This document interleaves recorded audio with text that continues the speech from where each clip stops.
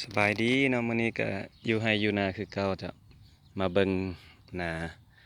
ที่ดำไปแล้ว5 อาทิตย์เนาะอันนี้เนาะ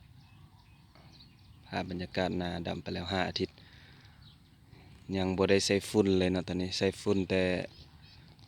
ตอนไถกบปอเทืองพุ่นเลยเนาะข้าวเขียวงามเลยนาตัวนี้ก็เป็นนาที่เฮาใส่กาน้อยเนาะค่อนข้างว่าน้อยหลายเป็นนาใส่กากีบหนึงหา2กีบเท่านั้นเนาะ อันนี้มาเบิ่งการแตกก่อของเขาเนาะเป็นจังไดแล้วหลังจาก5 อาทิตย์ก็สิได้ประมาณนี้เนาะ5 อาทิตย์เฮานี่ก็หลังจากเข้าที่ใส่อยู่2 กีบตอนนี้แตกออกมาอยู่ประมาณ20 ต้นได้แล้วเนาะประมาณ20 ต้นได้แล้ว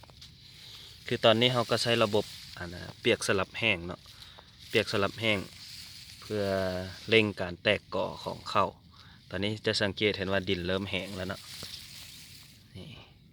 อีกประมาณ2 มื้อถึง3 มื้อเขาก็สิใส่ฝุ่นเนาะเป็นฝุ่นชีวภาพของแถวเองเนาะจะใส่จุดดีของการเฮ็ดนาเปียกสลับแห้งนี่ก็คือว่า1เนาะจะเฮ็ดให้ข้าวแตกก่อดีเนาะนี่เป็นอย่างจึงข้าวแตกก่อดีเพราะว่านี้เนาะสาเหตุของมันคือข้าวในเมื่อน้ำที่แห้งและเฮ็ดให้ดินแตกแห้งจะเฮ็ดให้อากาศเข้าไปหล่อเลี้ยงอยู่เขตใต้ดินได้หลายขึ้น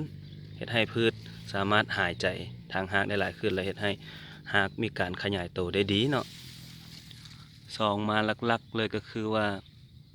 มีการบวชระบัดที่ง่ายขึ้นเนาะเวลาเฮาย่างลงนานี่ก็เห็นได้เลยเนาะย่างใส่เกิบลงได้เลยถือว่าลงสบายเลยเนาะอันนี้ข้อดีของนาเปียกสลับแห้งเนาะ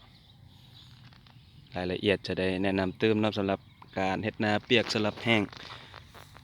ประหยัดน้ำหลายเนาะอันนี้ถือว่าเป็นการเก็บกำข้อมูลนำแล้วก็อธิบายให้ยังบ่ทันละเอียดปานใดก็ขอโทษขออภัยเนาะเป็นจังไดก็สามารถสอบถามกันได้เติม